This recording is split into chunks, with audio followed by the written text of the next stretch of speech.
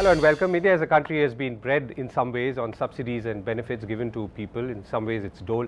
The big question now is, can this be substituted or even converted to universal basic income? That's a question I want to pose to B.J.Panda, Member of Parliament.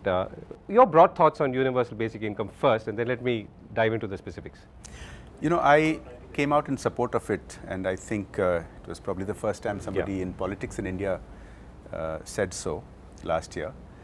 UBI is a concept that has been, I think, the hottest topic in economics globally for the last 2 or 3 years. Because of the development of technology, because of robotics, the number of jobs that are being created are inadequate. This is a global phenomenon, and we face it in India as well. Today we have 7.1% growth rate, but 7.1% growth rate does not create the same number of jobs today as it used to 10 or 20 years ago. Right. So we have a situation where our demographics can be a tremendous advantage, or it can be a terrible worry if we are not creating those jobs. So we have to find ways and means of dealing with this. And you mentioned subsidies. The reality is, in India, the subsidies are very, very inefficiently operated. Everybody remembers Rajiv Gandhi's statement in the 1980s that out of every rupee spent by government, only 15 paisa reaches the citizen.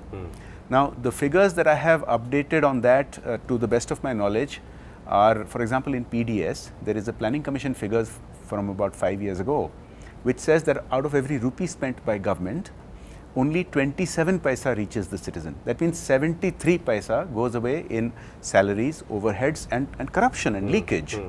So, we have already seen tremendous success in, for example, the use of Aadhaar and converting the subsidy on LPG cooking gas, that instead of giving cylinders, you give cash directly to beneficiaries and they get it on the market.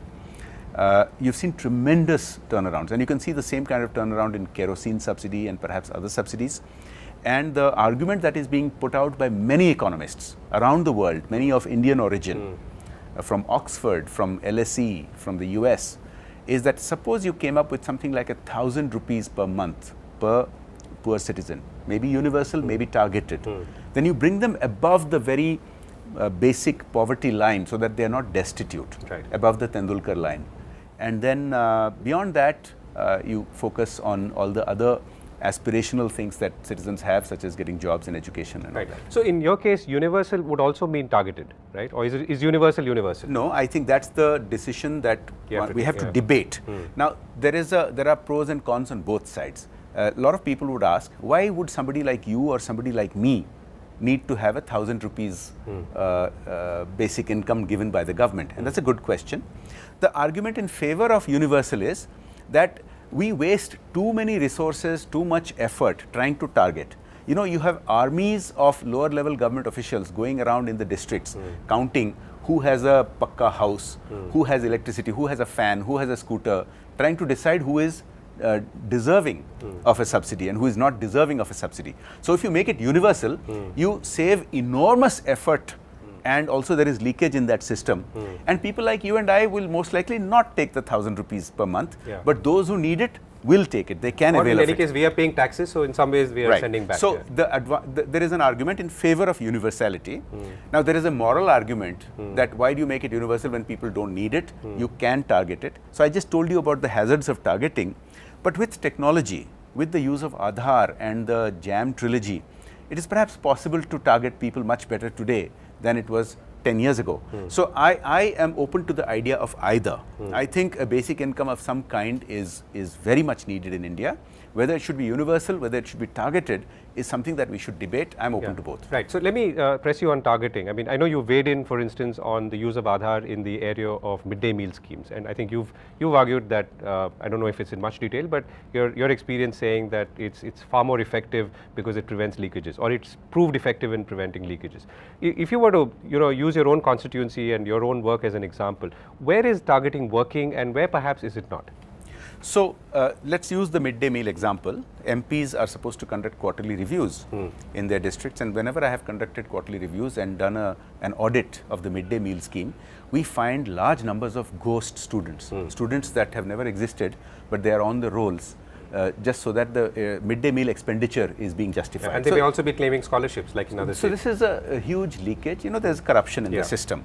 And the way to control that corruption is not by physically cracking down by having quarterly reviews, but the use of technology. And Aadhaar will make sure that Aadhaar's essential advantage is deduplication. You cannot have duplicate, same person can't get duplicate benefits. Right. If you are not registered as a student in that school, your Aadhaar will not show up when you claim the benefits of midday meal.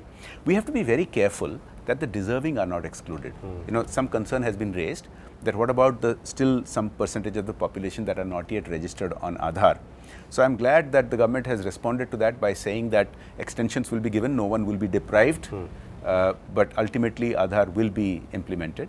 Now when you say what works and what doesn't work, I'm afraid the story is fairly disturbing across the spectrum. Wherever I have conducted reviews, wherever I have looked at data, there is leakage in the system because the targeting is not efficient, or there is corruption in the system. You have anything from, for example, we used to have something called Indira Awas Yojana, where you gave money to poor people for housing. Tremendous leakage in that. So all kinds of leakage have been taking place where I think technology can be a big boon. Right. Okay, so just to come back to universal basic income, is universal basic income in your mind a moving sort of target, as in you start with a certain amount, then you have a sunset in view saying that, okay, in so many years I'm going to phase it out? How would you build on the structure of this, since we are talking? Okay, so one of the arguments or concerns against universal basic income is, will it take away the incentive to work? Yeah. Right? Yeah. Now, look, if it is very high, that could happen. But the proposals today that are being talked about are 1,000 rupees a month, just to bring people above.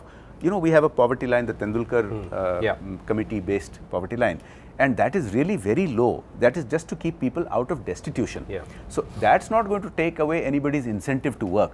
But if you make it very high, suppose you give 1 lakh rupees a month as universal basic income, just theoretically, I know we can't afford it, but suppose you did, then people wouldn't work, they'd just sit at home. Right. So here we are talking about just keeping people above destitution, and they would still have to have work, and we'd have to seek to provide them work. Sunset clauses should be considered, but with the proviso that we don't let people fall into destitution. And also, there is no need to have a basic income for high levels. Right. It's only, as I said, to keep people out of destitution. In the rest of the world, there is a real quandary that we don't have. You look at the US or you look at Europe, they have large social service expenditures which are relatively efficient. You know, their Mediclaim, Medicare works reasonably okay. Their whatever social benefits they give in Europe, it is fairly efficient. Now, in our case, we have a lot of low-hanging fruit of inefficiency, so that we can, actually it's a win-win scenario. The fiscal deficit is not going to get worse, it's from the savings that we can fund a UBI. Whereas in developed countries, if they want to fund UBI, they will have to take something away from the citizens. So that's their quandary. Here we are not taking anything away, because whatever subsidies we have is mostly being leaked. Right. So it's not reaching the citizens anyway. Right. So if I were to ask you for the next step, so in most cases it would be a pilot. How would you design this pilot? Where would you first implement it? What would be the contours? So that is something where I think we should take expertise. Your own sense. Well, clearly we should start with, we don't have to go universal at one go. Yeah, exactly. We should keep on extending what is already happening, that is the use of technology and the JAM trilogy, to target the most leaky, the most corrupt subsidies that we are giving. Let's take kerosene. Now, it's been talked about as being the next step for DBT, for direct benefit transfer, after LPG gas.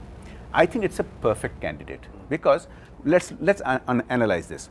Kerosene is supposed to be given subsidized to poor people in rural areas so that they don't cut firewood and they have some source of energy. In reality, what is happening is almost all that kerosene is being diverted. Poor people hardly get any of that subsidized kerosene. That goes and is being adulterated in diesel, and the transport industry is paying for it. Now with LPG being given, or DBT being given for LPG in rural areas, you are already attacking that concern that people should not be cutting firewood. It's bad for the environment, and you give them energy for your home cooking. we can take the kerosene subsidy out and implement some kind of a basic income. Maybe we can do it as a pilot project in one district or maybe 10 districts and see how that works. Because taking away the kerosene benefit is not going to affect any poor person. Almost nobody is getting that benefit. And if you give them cash in its place, I think they would be tremendously benefited. Right, and that's a good point to sort of end on and perhaps start on. Thank you so much, B.J.Panda, for speaking with us. Thank you. Pleasure.